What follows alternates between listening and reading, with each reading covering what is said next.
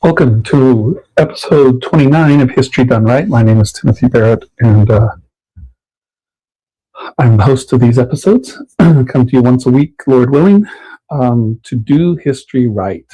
And I'm glad you're either joining me live or watching this video whenever you choose to. And glad you're a part. Maybe you've been a part for a while, and that's great. Maybe you're new. This is your first episode, so hang in there with me, and we'll get into the content here in just a moment and talk about what it is that we're doing. But let me start by mentioning our sponsors, Bradford Christian College. You saw the slide for Bradford Christian College in the intro there. BradfordChristianCollege.com is the website. You'll find a link in the description below. You can go there and find out more information about Bradford Christian College, what it has to offer, the bachelor degrees it has to offer, a master's in theology available. That master's in theology does include both a Greek language course and a Hebrew language course. So, I mean, all of the programs are academically rigorous, biblically grounded. And so I encourage you to check it out. If you're a recent high school graduate, you're trying to decide what it is that you want to do, Bradford Christian College could be the place for you. If you're older and you're thinking, I finally want to get that bachelor's degree, maybe you've got a bachelor's degree, you're thinking, oh, master's in theology, that would work well. Maybe you're an elder in a church, you don't have to be a pastor to go for that. So encourage you to look into it. We do offer a bachelor's degree in Christian counseling. I think that's a really valuable course, even if you're not planning on going into the counseling line of work, but just to be a well-grounded biblical Christian who can provide that kind of assistance to others in the church. So deacons and elders in a church, really valuable. I think it could be really valuable for any pastors on the pastoral staff to be strengthened in that aspect of their ministry. So anyway, lots of options there. Check it out, BradfordChristianCollege.com. Contact them, ask questions, get enrolled, and get on the way to the degree that you would like. Now, the other sponsor, Covenant Academy Online, if you want to contact me directly at tbarrett@covenantacademyonline.com. Live online classes for grades 4 through 12. We just finished our summer school session, teaching a biology course and an algebra 2 course. So had a good time with that. We can teach. I can teach most every course you would need from grades 4 through 12. If that's of interest to you, or a need for you for homeschooling families, homeschool co-ops, church schools. I've worked with all of those scenarios. You might have students that you're in a homeschool co-op, you got a couple of students that need chemistry or a physics, and you don't have somebody stepping up to help with that. Well, Covenant Academy Online can help with that. So send me an email, again, tbarrett@covenantacademyonline.com. You'll find that email address in the description below. Let's start talking about what it is that Covenant Academy Online might be able to do to assist you in fulfilling or meeting your homeschool needs. Okay, this is History Done Right, and I would encourage you, if you're new, take a moment to go to the Bradford Christian College YouTube channel, click on the playlists, find the History Done Right playlist, and watch the first 2 or 3 episodes for sure.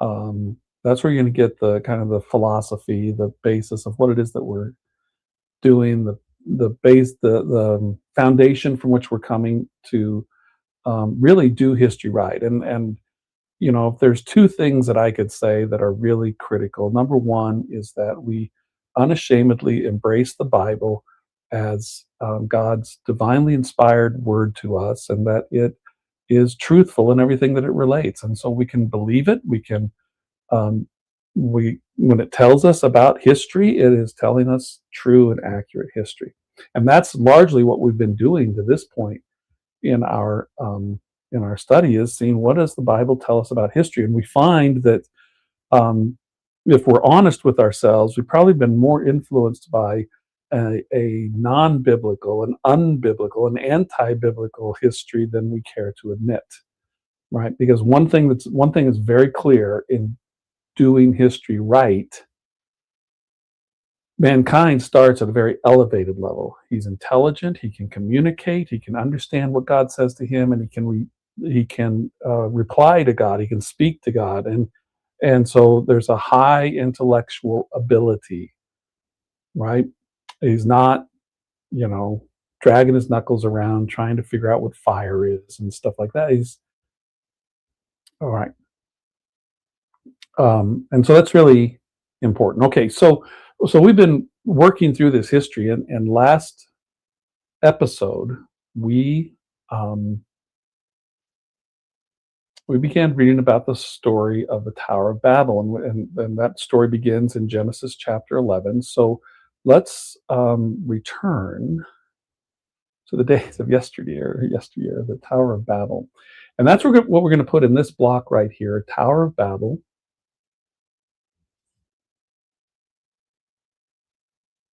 I think we'll put Tower of Babel, and we'll put dispersion. Okay, now once again, the dates that we're using, and sometimes, as Ussher allows us, we'll get pretty particular on those dates, right? And again, we're not dogmatic about, that Noah left the ark on Thursday, December 18. I wrote that because that's what Ussher said, and he had his reasons for saying that.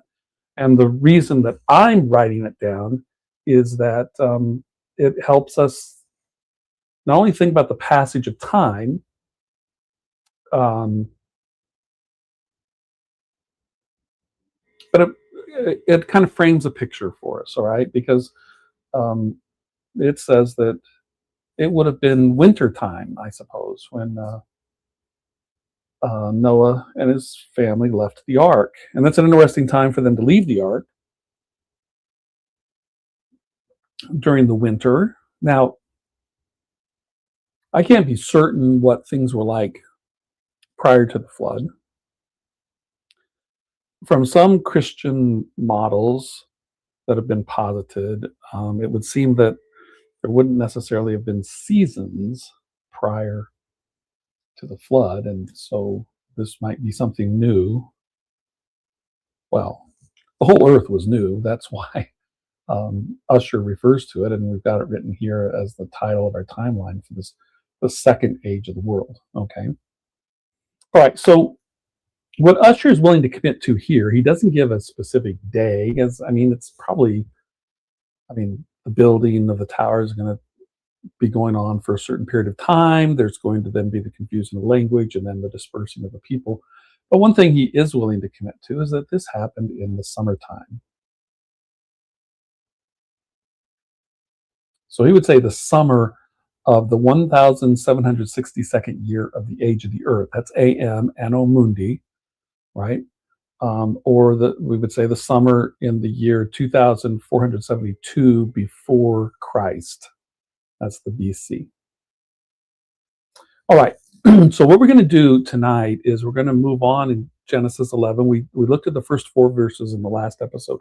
We're going to go to verse 5, and then we're going to meander a bit, just to maybe fill in some things. I think after we look at this section, verses 5 through 9, we'll maybe go to Ussher and read some of his comments regarding this period of time that we're covering, and then we'll be looking at some other authors to see what they have to say. So let's go to Genesis 11, 5 through 9. Let me big that up a bit so that we can all enjoy it.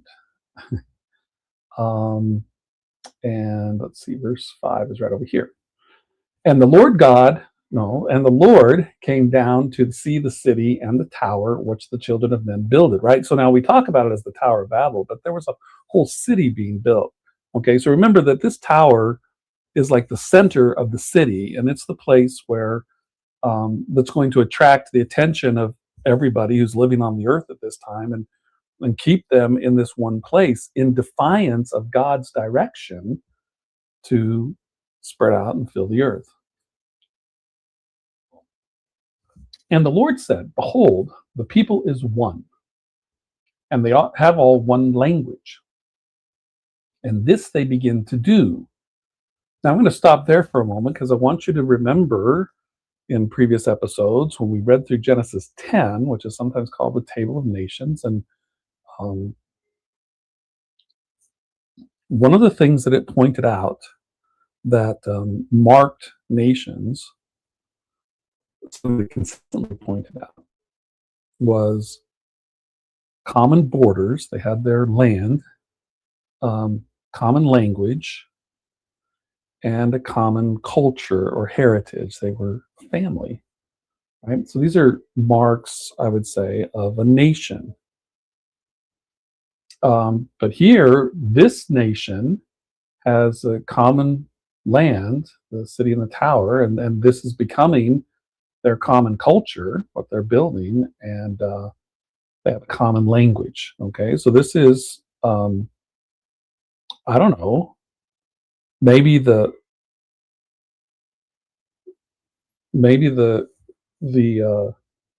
moment in the history of the world where there truly was a one world government.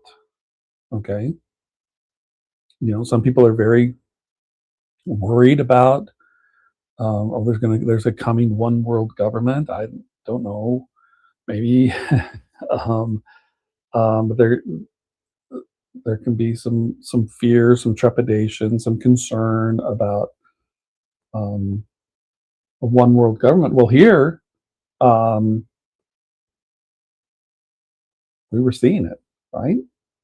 The people is one, it says.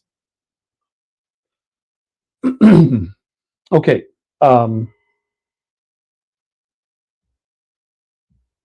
Continuing on.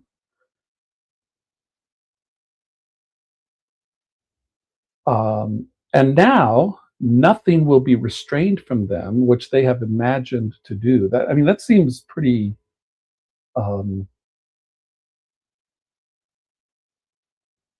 seems to be giving them, the people, a lot of potential or ability. I don't know.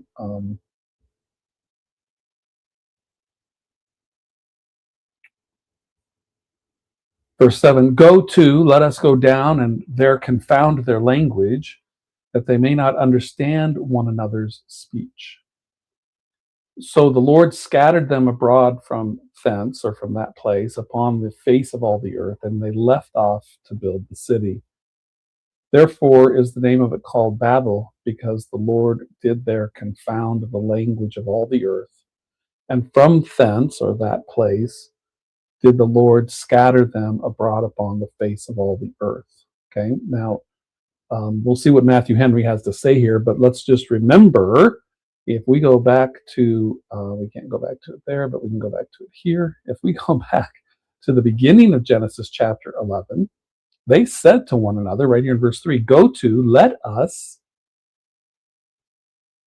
make brick and burn them thoroughly. And they had brick for stone, and slime had they for mortar. And they said, go to, let us build us a city and a tower, whose top may reach unto heaven, and let us make us a name, lest, or in case, to avoid being scattered abroad upon the face of the whole earth.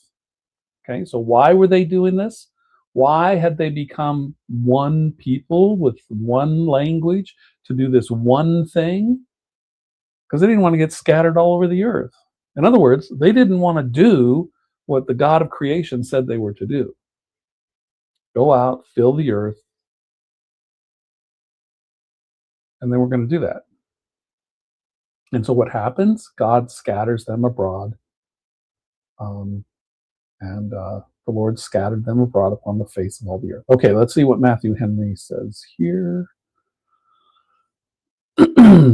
Now observe here the mercy of God in moderating the penalty and not making it proportionable to the offense, For he deals not with us according to our sins. He does not say, let us go down now in thunder and lightning and consume those rebels in a moment. Or let the earth open and swallow up them and their building, and let those go down quickly into hell who are climbing to heaven the wrong way. No, only let us go down and scatter them, or confound their language and scatter them. But they deserved death. Well, why did they deserve death? What? Now, we may have skipped over where he talks about that, but remember, they were acting in defiance of God's directive. Okay, and so the point is, in the day that you eat thereof, you shall surely die. Right? That was the command. If you don't follow my law, you die. That was the command to Adam. And that was the command to Noah and his sons coming off the ark. And so here you have the people doing what they're not supposed to be doing. Okay? So they deserved death, but are only banished or transported. For the patience of God is very great towards a provoking world. Punishments are chiefly reserved for the future state. God's judgments on sinners in this life, compared with those which are reserved, are little more than restraints. All right, and so Matthew Henry is just simply pointing out here. There is you could probably still find the clip on YouTube, the well-known clip of R.C. Sproul where someone asked why God was so mean. I don't have the question exactly right, but why God was so mean to Adam and Eve, and it's the famous clip where R.C. Sproul gets worked up. And what is wrong with you people? Look, God was merciful, and as we have found in this course series, God was merciful because Jesus stop, Siri. All right, had to stop. God was merciful because Jesus, the mediator, was on the job. Okay. The wisdom of God in pitching upon an effectual expedient to stay proceedings, which was the confounding of their language. Right? And so Matthew Henry is saying, here's great wisdom, the confounding of their language. That they might not understand one another's speech, nor could they well join hands when their tongues were divided, so that this would be a very proper method both for taking them off from their building. Right? So how do God's looking at the situation. How do I stop this one people who has this one language from doing this one thing?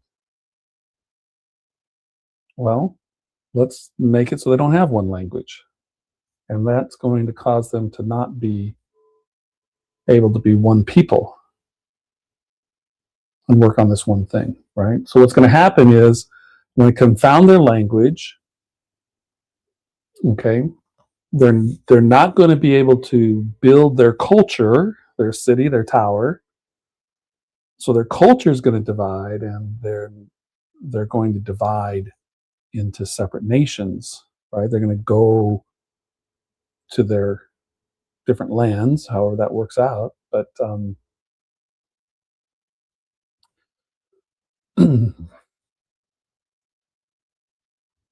so that this would be a very proper method both for taking them off from their building, for if they could not understand one another, they could not help one another, and also for disposing them to scatter.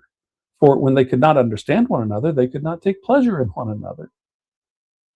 Note, God has various means and effectual ones to baffle and defeat the projects of proud men that set themselves against him, and particularly to divide them among themselves, either by dividing their spirits or by dividing their tongues. Okay, and so this really is the method that God chooses to make nations, right? And so you can see that what we read in Genesis chapter 10, the table of nations, is really telling us the what's going to come about as a result of the um, events at the Tower of Babel. And we definitely have one nation being formed because they have one language. They're building their city and tower, which is their culture, and they're all going to live together and essentially within the same borders. They're going to have their land where they live, the three marks of a nation.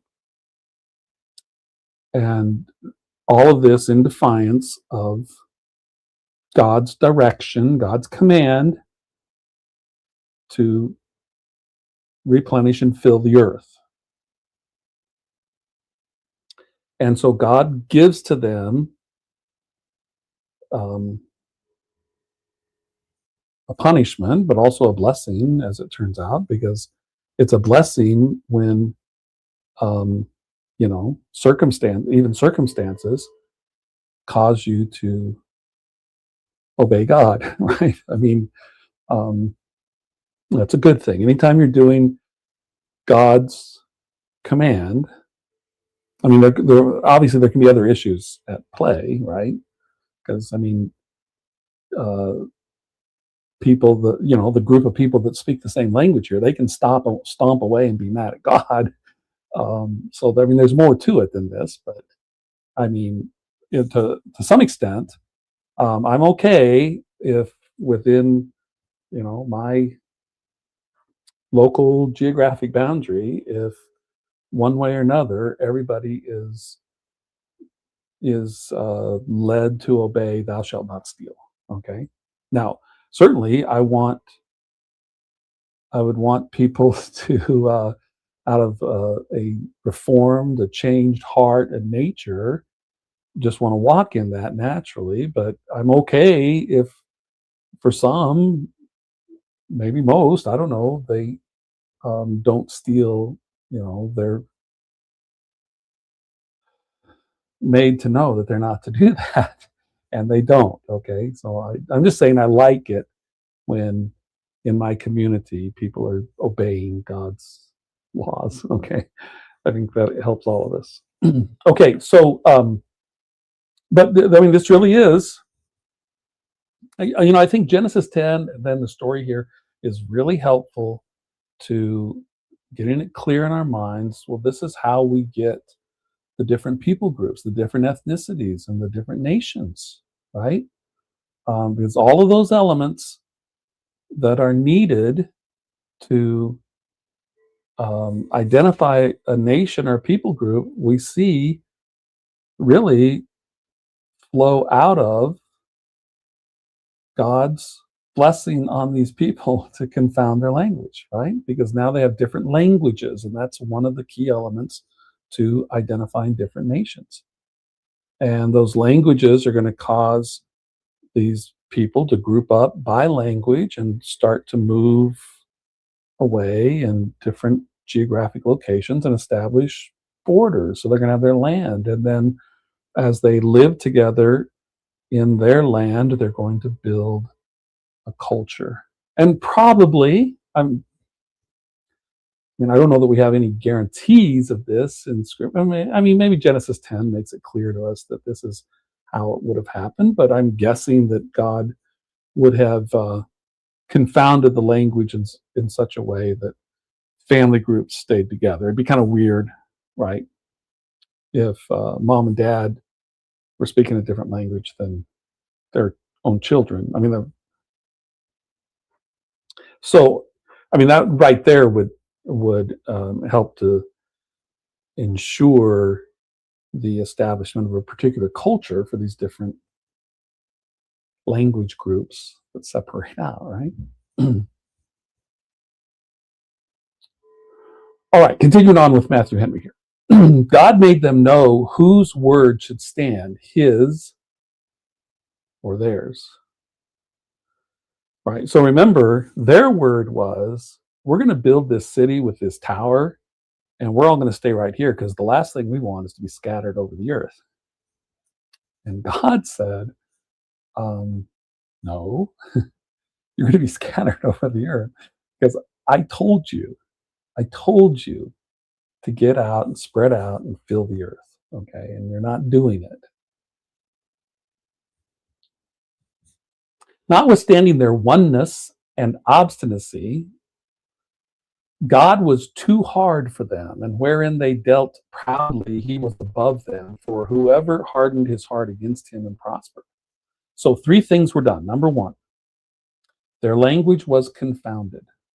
God, who, when he made man, taught him to speak and put words into his mouth fit to express the conceptions of his mind now caused these builders to forget their former language and to speak and understand a new one.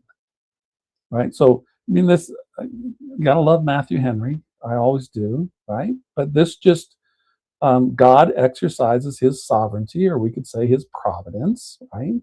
He's the owner of language. He is the creator of language. Language belongs to him.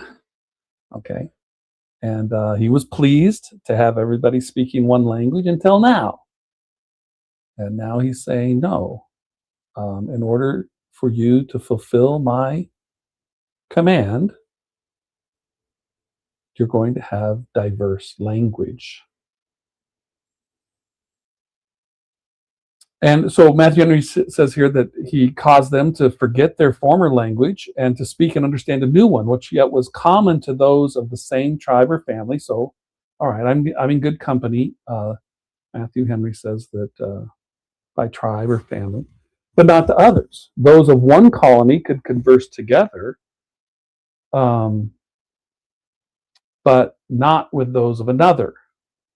Now, this was a great miracle and a proof of the power which God has upon the minds and the tongues of men, which he turns as the rivers of water.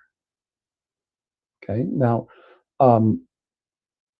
we have said that one of the views that we have of history is what we call the providential view, and it means a lot about how God works in history, but it certainly does mean this: that God has power upon the minds and tongues of men. And I don't think he's lost that power. Okay. And so one of the things that we want to watch for in history is those moments where perhaps a ruler or something gives a decree or issues an edict that in particular perhaps goes contrary to maybe a manner in which he has demonstrated himself to be a ruler and is in some way conducive to or encouraging of or beneficial to, let's say, Christians, for example, right? I mean, we want to watch for things like that, and we want to keep in mind that, well, this could well be an example of God exercising his providential privilege over the minds and tongues of men. And we of course we like to think about it maybe in the positive way, the blessing, but I suppose it could be either direction, right? Perhaps and providentially, God works upon the minds and tongues of rulers to take some harsh action against another nation in terms of God bringing judgment or punishment against that nation. So, okay, number two, this was a great judgment upon these builders for being thus deprived of the knowledge of the ancient and holy tongue. That's an interesting phrase right there, the ancient and holy tongue. They had become incapable of communicating with the true church in which it was retained, and probably it contributed much to their loss of the knowledge of the true God. Okay, so Matthew Henry's putting a lot of consequence on this moment. Now, the ancient and holy tongue. See, I wonder if he's going to say that that's something that is preserved in the line of Shem, the descendants of Shem, or maybe particular ones within the descendants of Shem. And because they're going to, because that as Matthew Henry describes it, that ancient and holy tongue is going to be preserved in them. They are better able to hold on to, retain the knowledge of the true God. Whereas for other people groups, I don't know, let's say descendants of Ham, for example, right? Because there was a curse on the descendants of Ham, and perhaps for them, their language is confounded in such a way that they lose maybe that vocabulary of knowledge of the true God. It seems like that's what Matthew Henry is suggesting. And so the interesting thing there, in terms of this particular episode in history, is just how consequential was it? I mean, was it was perhaps more consequential than just okay, we now have a different word for sacrifice, or all the concepts are the same, but maybe not. Maybe the language is confounded in such a way that there is a measurable loss of the knowledge of the true God. That seems to be what Matthew Henry is suggesting there. Okay, number 3. We all suffer by it to this day. Really? In all the inconveniences we sustain by the diversity of languages, and all the pains and trouble we are at to learn the languages we have occasion for, we smart, that is, we hurt, for the rebellion of our ancestors at battle. Nay, and those unhappy controversies which are strifes of words and arise from our misunderstanding one another's language, for aught I know, are owing to this confusion of tongues. Right? Well, I mean, there's no question that that different languages do present barriers, right? So, yeah, that's true.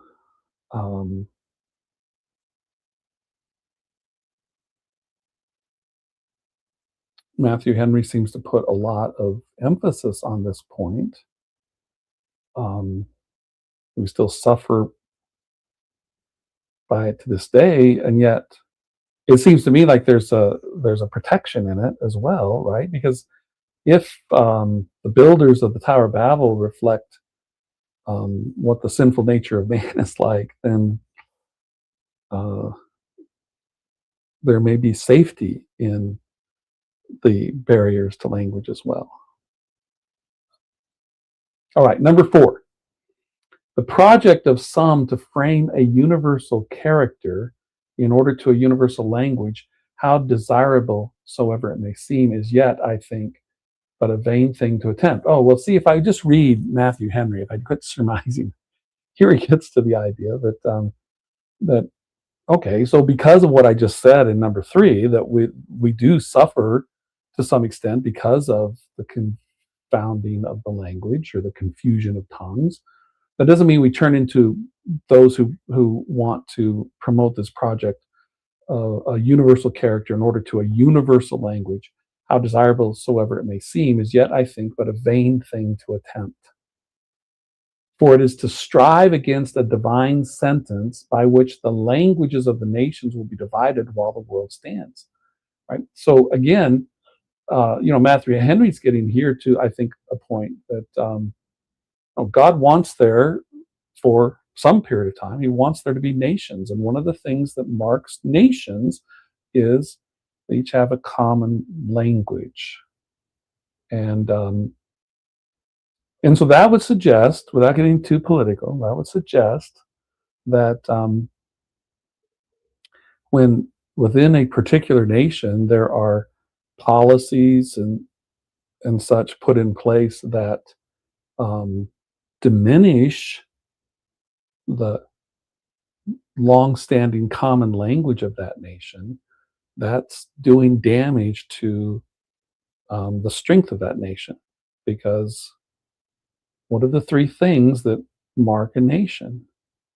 Common borders, their land, common language, that language they speak, and common culture. Um, and again, think about the significance of language in those markers of a nation, right? We see here that by confounding the language, it impacts the borders and it impacts the culture, right? So that seems pretty significant. Okay, back to Matthew Henry. Their building was stopped. They left off to build the city. Remember, they were not just building a tower, although that's how we think of it. And certainly the tower was the center of attention of their building, but there was a whole city being built. This was the effect of the confusion of their tongues, for it not only incapacitated them for helping one another, but probably struck such a damp upon their spirits that they could not proceed, since they saw in this the hand of the Lord gone out against them. Okay, now, I don't know how well people today would look at something and say, well, that was the hand of the Lord. I don't know that that would happen today. But it seems as though it's pretty clear from the scripture that, yeah, they lost an ability to do the work together because of the inability to communicate. No, it is wisdom to leave off that which we see God fights against. Okay, well, yeah, it is wisdom, right? I mean, you undertake some project the moment you realize, no, this doesn't line up with God's word. It's the right time to quit.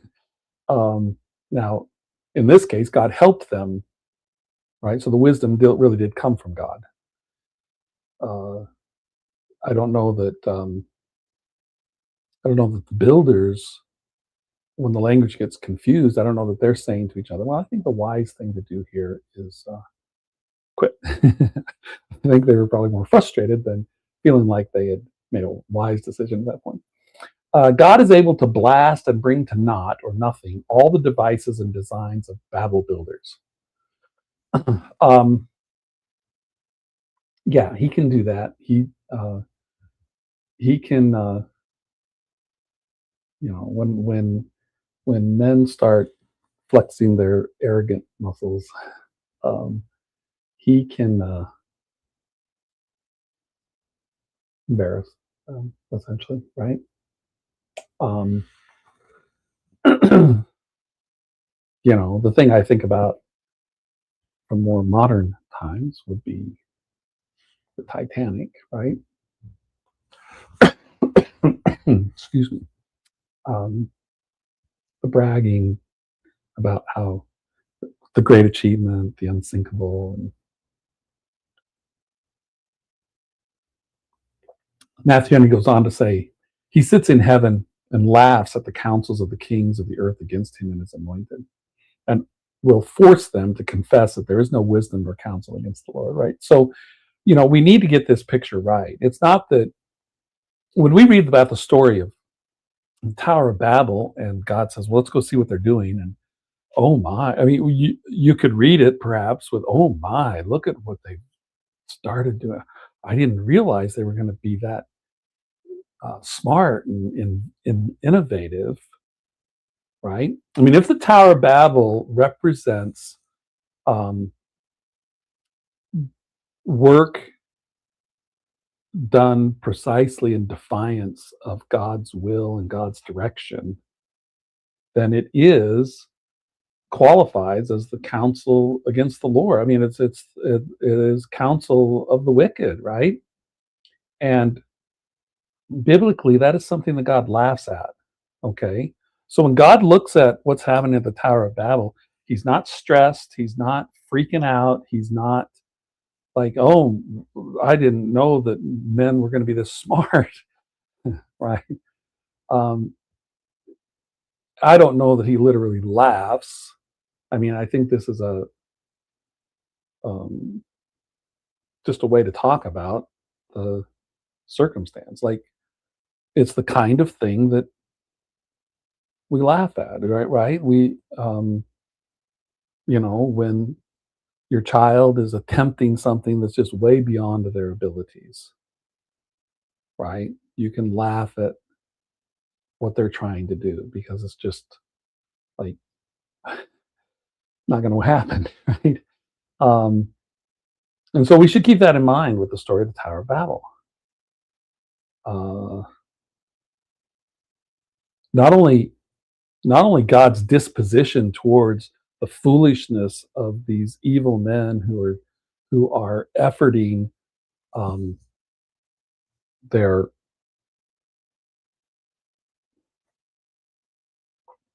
defiance against God, but the ease with which God handles the circumstance, right? He didn't, he didn't have to bring some huge storm and knock down their tower. He didn't have to an earthquake, like Matthew Henry we read there. He didn't make the earth open up and swallow them up, or he what did he do? He just I'll take away. How did Matthew Henry describe it? I'll take away the ancient and holy language from you. Yep. There you go. Now show me your wisdom, right? Show me. All right. Number 3, the builders were scattered abroad upon the face of the earth. They departed in companies after their families and after their tongues, right? In other words, they went to go make nations, to quit being a nation, and they went to go make nations, right? They went after their families, their culture, went after their tongues, their language, and they're going to go to the several countries and places allotted to them, right? So they're going to go to their borders. I mean, all right. Now, Matthew Henry is of this opinion that there was a dividing of lands for the different families or tribes, if you will, so that it was not only the stated command of God to replenish and fill the earth. It was the particular directive from God through, I think, Noah, is what Matthew Henry would say, that he pulled out the big map of the world they had at the time, and I don't know that he had a map, but here we go. Here's the here's the world as we know it, and I'm going to start drawing lines, and this is where you go. Matthew Henry is saying that there was actually that moment where there was an assigning of lands to the different people groups, and in defiance of the command of God, be fruitful, multiply, replenish, and fill the earth, and in disobedience to the directive that came from Noah, presumably, they didn't go. They didn't leave to go to their appointed land. They stayed to build this city and this tower. And so Matthew Henry says that they would not go. Okay, they would not go. It was a willful decision to not leave that place, to take possession of the lands that have been allotted to them, till now that they were forced to do it. Okay. Um, yeah. Uh, People will obey God's providential hand. You can obey it willingly, or you can be forced to obey it. All right. Observe here 1. The very thing which they feared came upon them, right? We talked about that. That dispersion which they sought to evade by an act of rebellion, they by this act brought upon themselves. For we are most likely to fall into that trouble which we seek to evade by indirect and sinful methods. Okay? It's kind of like, I mean, not exactly in the story, but it's kind of like the idea that the cover up is worse than the crime, right? So, we want to avoid the punishment for the crime we committed, the sin we did. And so we make up some kind of a story, a rationalization or whatever. We just make it worse for ourselves. Number two, it was God's work. The Lord scattered them. God's hand, God's hand, all right, that gets us back to this providential view of history, is to be acknowledged in all scattering providences. If the family be scattered, relations scattered, churches scattered, it is the Lord's doing. And right, that is Matthew Henry just reestablishing that foundation stone of doing history right. God's hand is at work in history. And oftentimes, God's hand scatters to the wind. Though they were as firmly in league with one another as could be, yet the Lord scattered them, for no man can keep together what God will put asunder. Think about how that works both directions, right? That which God has joined together, let no man separate. That which God will separate, let no man try to keep together. Or let man try to keep together, and he can't. He won't, because God has decided, I will put this asunder. I will separate. And that's what happened here. That's the power of God's providential hand in history, right? He turns these things as the water in a river, or however that goes, something like that. You can, in the comments below, you can straighten me out on that thing. Thus God justly took vengeance. This is number 4. Thus God justly took vengeance on them for their oneness in that presumptuous attempt to build their tower. Now, this is interesting, right? Because there is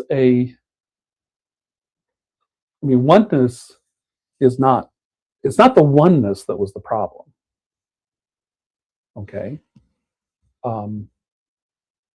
If I look up the word oneness in Webster's 1828 dictionary, he defines it as singleness in number, individuality, unity, equality being one. And then he quotes from Hooker, Reverend Hooker, I presume. Our God is one, or rather very oneness. Okay, so the oneness wasn't the problem. It was the reason for the oneness, or what it was that the oneness was pointing to, or directing the people to, or leading them to be involved, right? This was oneness for the purpose of being in rebellion to God. And no, right? What needed to happen, I don't know if it did happen. I mean, I don't know that every last human soul was engaged in this rebellious activity. I don't know. But what needed to happen was heads of household would stand up and say, no, this is not the purpose of oneness. This is a oneness that we can't be one with. We need to be two. We need to separate. We need to, right? Right? Because it's their oneness. I mean, if we read the whole Matthew Henry statement here, their oneness in that presumptuous attempt to build their tower, right? And remember, it's not just a tower, right? We focus on the tower because that's the central point of it, right? That's the center of it. That's the focus of it. But it's a tower in a city, and it's for the purpose of not obeying God, not following the directive that there have been lands that have been given for families and tribes. Shameful dispersions are the just punishment of sinful union. Okay, there's another one of the great sentences of Matthew Henry. Shameful dispersions are the just punishment of sinful unions. Okay. Look, one of the things we've talked about in doing history right is that you watch for these kind of teachable lessons, right? Because this is true in the big picture of history. Like, I don't know what happened at the Tower of Babel, right? Maybe other times in history, but this is also very applicable personally, right? And so if you're blessed to be teaching your children at home and you're teaching history and you teach this story, don't forget Matthew Henry. And let's learn the lesson: shameful dispersions are the just punishment of sinful unions. And your children would say, what? What does that mean?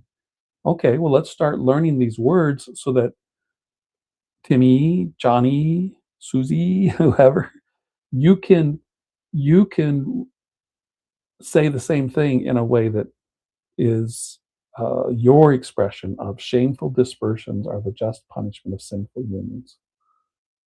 That'd be great teachable lesson from this history. Simeon and Levi, who had been brethren in iniquity, were divided in Jacob.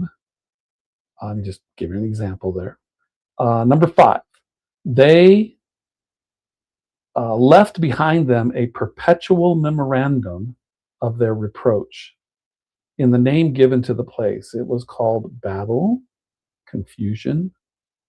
I mean, we still use that today, right? When people are talking nonsense or we're not, stop babbling and tell me something sensible, right? Those that aim at a great name commonly come off with a bad name. Okay, well, there could be another lesson right there. Those that aim at a great name commonly come off with a bad name. Number 6, the children of men were now finally scattered and never did, nor ever will come all together again till the great day when the Son of Man shall sit upon the throne of his glory, and all nations shall be gathered before him.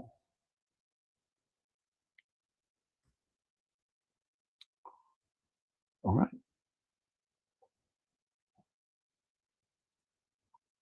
So this is real history, right? This is history that really happened.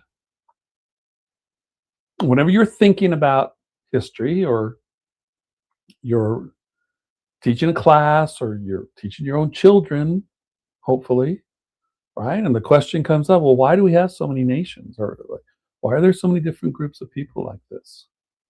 Well, let me tell you a story. Let me tell you history. And you go to this story and you explain.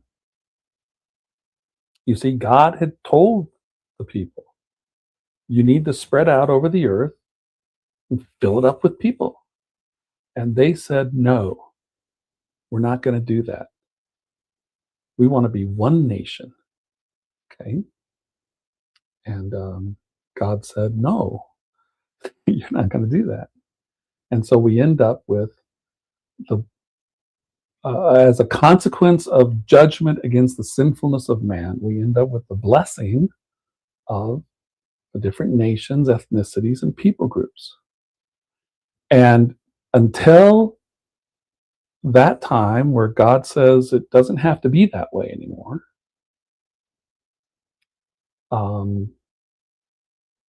we should value and preserve nations.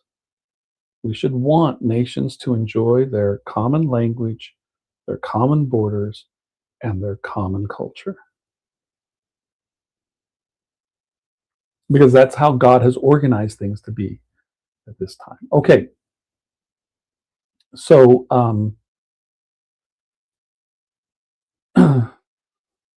again, on our timeline, the Tower of Babel and dispersion, it seems that Ussher puts this at 2472 BC, before Christ, or 1762 Anno Mundi. The Earth is 1762 years old when this happens. And in fact, Ussher says it happens in the summertime of that year. Now let's go to Ussher, because we've worked into Genesis 11, and let's go to Ussher and see what his comments are. Starting here with Arphaxad was born to Shem when he was 100 years old, 2 years after the flood. And that's Genesis 11:10. Shem's descendants in Genesis 11. And it tells us specific, I mean, that's pretty much the verse right there. Now it says here the Septuagint incorrectly inserted the name of Canaan in the genealogy. So this is Luke 3:36, and this is quoting from John Gill about Luke 3:36. So I want to. You're not seeing this. I'm looking at my digital Bible. Luke 3:36 says, "Who was the son of Canaan? Who was the son of Arphaxad? Who was the son of Shem?" Okay, so when I look at my wall chart, let's see, Shem, Arphaxad. Okay, so this who was the son of Canaan, referring to Salah, who on my wall chart it shows that Salah is the son of Arphaxad, because I think that's what Genesis 10 says. So let's see what Gill says here, because this would be what happened. This Canaan is not mentioned by Moses in Genesis 11, I should have said 12, nor has he ever appeared in any Hebrew copy of the Old Testament, nor in the Samaritan version, nor in the Targum, nor is he mentioned by Josephus, nor in 1 Chronicles 1:24, where the genealogy is repeated, nor is it in Beza's most ancient Greek copy of Luke. It indeed stands in the present copies of the Septuagint, but was not originally there, and therefore could not be taken by Luke from there, but seems to be owing to some early negligent transcriber of Luke's gospel, and since put into the Septuagint to give it authority. I say early because it is in many Greek copies and in the Vulgate Latin and all the Oriental versions, even in the Syriac, the oldest of them, but ought not to stand neither in the text nor in any version. For certain it is, there never was such a Canaan, the son of Arphaxad, for Salah was his son, and with him the next words should be connected. All right, so that's interesting that we may have an issue there. I don't know how others might deal with that particular verse in Luke.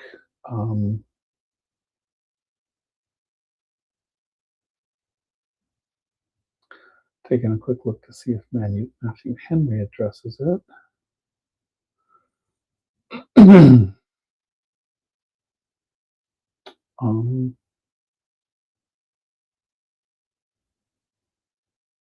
One difficulty occurs, which gives us some perplexity. Salah is said to be the son of Canaan, and he the son of Arphaxad, whereas Salah was the son of Arphaxad, and there is no such man as Canaan found there.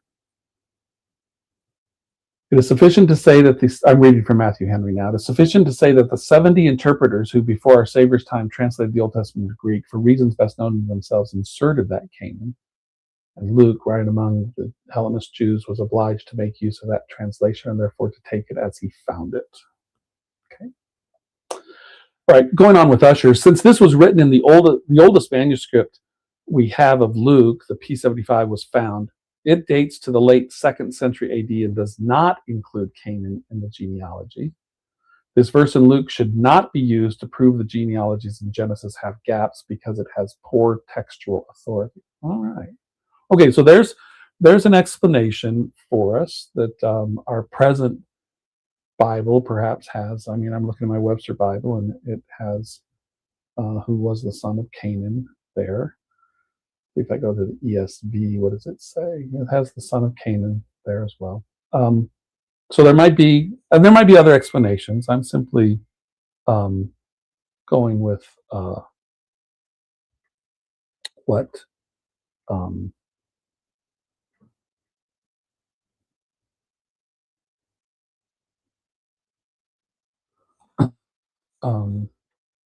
Ussher is pointing out here.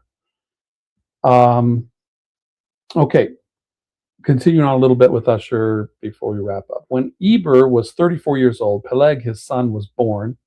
He called him Peleg, for in his days the earth was divided. If this happened at the day of his birth, but it seems that when Peleg was born, Noah, who formerly knew all the places which were now covered with bushes and thorns, divided the land among his grandchildren. Okay, so this is getting at what Matthew Henry was referring to, that the land had been assigned, allotted. When this was done, they then went from those eastern parts into the valley of Shinar. Here the people impiously conspired, as we find in the Apocrypha, to hinder their dispersion. which had been commanded by God and begun by Noah. They cooperated together to build the city and Tower of Babylon. God frustrated this project by the confusion of languages he sent among them. The dispersion of nations followed. Many companies and colonies settled down in various places according to their languages. The 13 sons of Joktan, the brother of Peleg, as recorded in Genesis 10, were among the captains and heads of the various companies. These brothers were not yet born when Peleg was born. Eber was only 34 years old when Peleg was born to him. Even if we suppose that Joktan was born when Eber was only 20 years of age, and that Joktan's oldest son was born to him when he was likewise 20 years old, yet still it appears that the oldest son of Joktan must be 6 years younger than Peleg, so that at least the youngest of those 13 sons of Joktan, namely Jobab and 3 other brothers of his who are mentioned before him, must be younger still. The countries in which they settled and which were rich in gold, Sheba, Ophir, and Havilah, were named after these men. Because of their youth, these brothers could not have been capable of such an expedition of leading colonies until some years after Ru was born to Peleg. All right, so this is Ussher's explanation of why he makes some of the decisions he makes about his timeline for things. We'll jump down here real quickly. The Tower of Babel happened 5 years after the birth of Peleg, according to Georgius and Silas, translation of the book of Sothis. All right, so we can see some of Ussher's justification for his timeline. I'm not trying to make an argument for Ussher necessarily.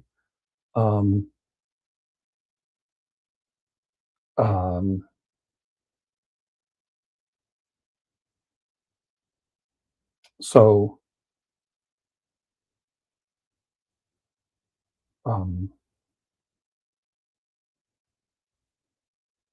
that's anyway, that's some of his justification for the timeline that he has. All right, so we're going to have to end there for tonight. We're going to be looking at some other histories now that relate information about the Tower of Babel. It's once you get to the post-flood history, then you can start finding